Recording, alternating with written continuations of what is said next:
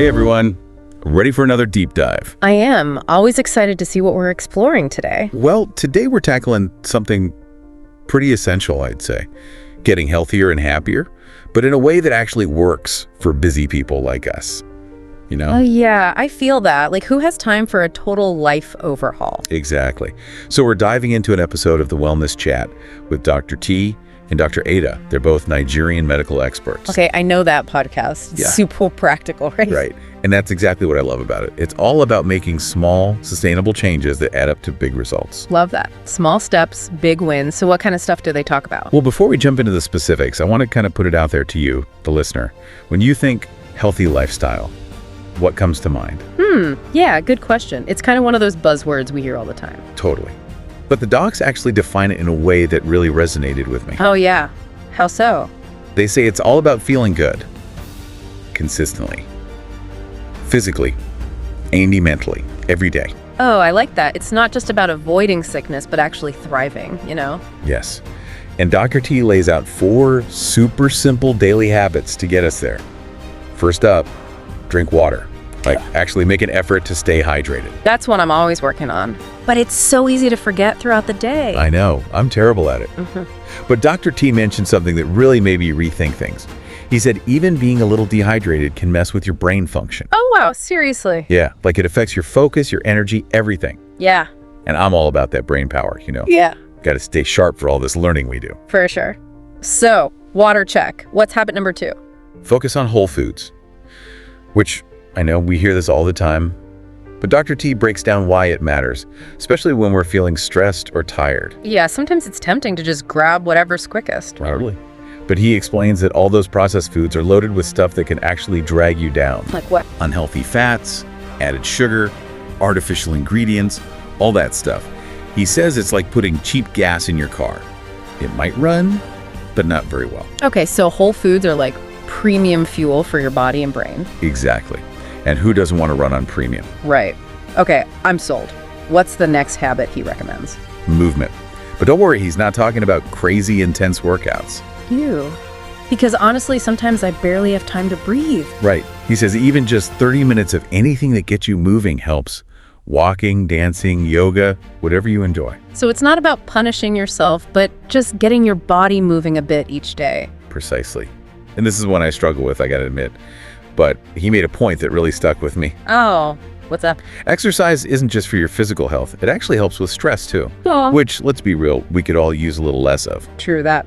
Okay, movement's going on the list. What's the final habit? This one's crucial, especially with our busy schedules. Sleep. Ah, yes, the elusive sleep. Tell me about it. Dr. T suggests aiming for at least 7 hours a night. He explains that when you sleep, your body actually repairs itself, both physically and mentally. Makes sense. It's like hitting the reset button so you can wake up refreshed. Exactly. And ready to tackle whatever the day throws at you. So water, whole foods, movement, and sleep. Dr. T's 4 pillars of health. And they sound a lot more doable than I thought, actually. Right. Yeah. Like those are things we can actually incorporate without turning our lives upside down. Totally. And it's not just about the physical stuff. Dr. Ada goes into mental well-being too, which I think is super important. Oh, absolutely. Especially for people like us, constantly learning and pushing ourselves. Yeah. And one of the things she emphasizes is taking breaks, like actually scheduling them into your day. Wait, seriously? Like I'm supposed to be taking more breaks? That's what I thought too. Yeah. But she makes a really interesting point. I'm all ears. She explains that when you step away from whatever you're doing, even for just a few minutes, you actually come back more focused. Interesting. So it's not about powering through nonstop. Nope. It's about being strategic and giving your brain a chance to recharge. Like preventing burnout before it even starts. Exactly. And I don't know about you, but I'm all about that. So breaks are a good thing. Got it. What else does Dr. Ada recommend for, keeping our minds happy and healthy? Okay, so this one might sound familiar, but I think it's worth repeating. Lay it on me. Gratitude. Ah, gratitude. The good old gratitude practice. Yeah, it's one of those things you hear a lot, but Dr. Ada explains the science behind it, which I found super interesting. Oh, do tell. I'm a sucker for a good science explanation. So basically, when you focus on things you're grateful for, your brain actually releases those feel-good hormones, dopamine and serotonin. Oh, so it's like a natural mood booster. Exactly. And who couldn't use a little more of that, right? Especially when we're juggling so much and constantly absorbing new information. It's like sometimes you just need a little boost to keep those spirits high. Totally. Okay, this next one I think is super relevant for us and probably for a lot of our listeners too. Hit me with it. Social media. Yeah. And how to, not let it stress you out. Oh, that's a big one. It's so easy to get caught up in the comparison game, Right. And Dr. Ada calls it information overload. It's that feeling of like constantly being bombarded with stuff, which can lead to anxiety and all sorts of negative feelings. Yeah, it's like you're never doing enough, never being enough. Not a good feeling. Not at all. So what does she recommend? Well, she says it's all about being mindful, like really paying attention to how much time you're spending scrolling and how it makes you feel. So it's not necessarily about quitting cold turkey, but more about setting boundaries. Exactly. Maybe you limit yourself to certain times of day or choose to follow accounts that inspire you instead of ones that make you feel bad about yourself. Oh, that's a good one. Yeah. Curating your feed to be more positive. Right. It's about taking back control and making sure social media is actually serving you, not the other way around. Okay, this next piece of advice I think is really powerful, but it can be tough to put into practice. I'm intrigued. What is it? Dr. Ada says it's important not to bottle up your stress. Talk to someone you trust. A friend, family member, therapist, whoever feels right. It's like that saying, a problem shared is a problem halved, right? Yeah. But I know for a lot of people, myself included, it can be hard to open up. For sure, it can feel vulnerable. Exactly. So Dr. Ada also suggests journaling. Just getting those thoughts and feelings out of your head and onto paper. It's like having a conversation with yourself without judgment. Right. And sometimes that's all you need to process things and gain some clarity. I like that. So talking or journaling, either way, it's about not letting those negative emotions fester inside. Exactly. Now, I know a lot of our listeners are dealing with, the everyday stresses of being a student or running a business. Oh yeah, those are some high pressure situations. Totally. So Dr. Ada has some advice specifically to that. She says, instead of getting overwhelmed by one giant task or goal, break it down into smaller, more achievable steps. Makes sense. It's less intimidating that way. Right. And you get to celebrate those little wins along the way, which can help you stay motivated. It's like those small wins add up to big results. And speaking of wins and, not always winning, Dr. Ada has some really interesting thoughts on failure. Yeah, she doesn't see it as like the end of the world. Which, let's be honest, is how a lot of us feel when we mess up. Totally. But she says failure is just part of the process. Like, it's inevitable, especially when you're trying new things and pushing yourself outside your comfort zone. Exactly. She says it's all about reframing those setbacks as learning opportunities. Oh, I love that. So instead of getting discouraged, you look at it as a chance to grow and get better. Precisely. And this ties into what she calls a growth mindset. It's that belief that your abilities aren't fixed. They can be developed through effort and learning. It's like you're not stuck where you are. You can always improve and evolve. Yeah, exactly. Okay, now I want to shift gears a bit and talk about something I found really refreshing. The doctors actually share some personal stories about their own journeys with health and well-being. Oh, that's cool. Like, they're not just preaching from a pedestal. They've been through it, too. Right. Dr. T actually talks about his time in medical school. Wait, med school? So even someone studying to be a doctor can struggle with health. That's what I thought.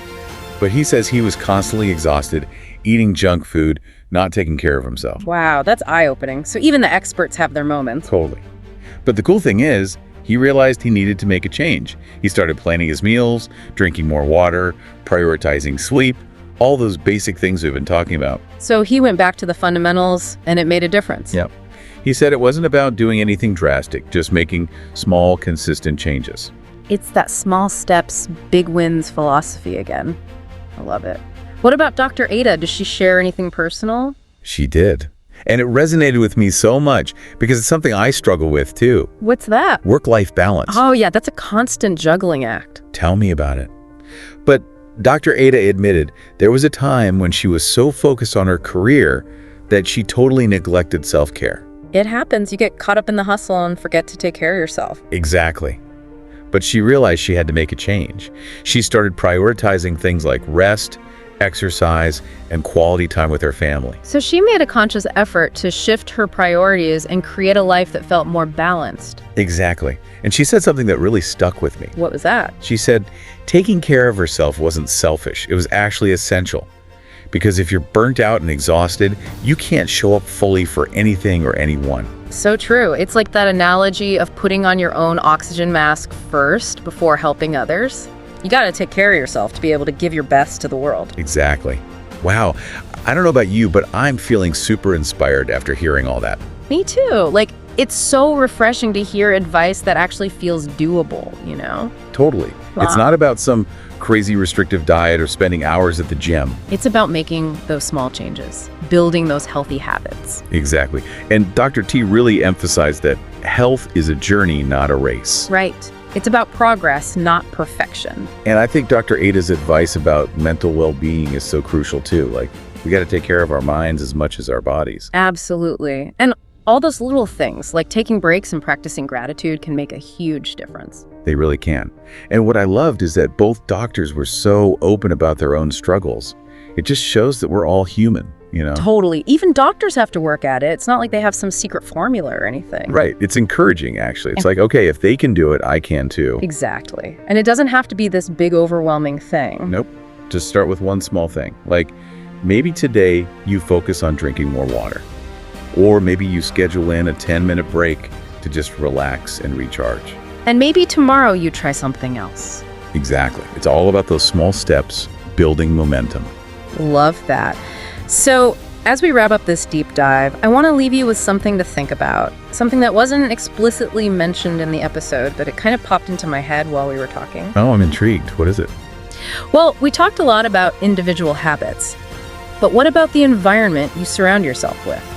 Yeah, I see where you're going with this. Like your physical space, the people you spend time with, the information you consume, all of that impacts your well-being too. Totally. It's like creating an ecosystem that supports your health and happiness. Exactly. So maybe it's time to declutter your workspace, reach out to that friend who always lifts you up, or unfollow those accounts that make you feel bad about yourself. Yes, create an environment that nourishes you, both inside and out. Because ultimately, it's all connected. It really is.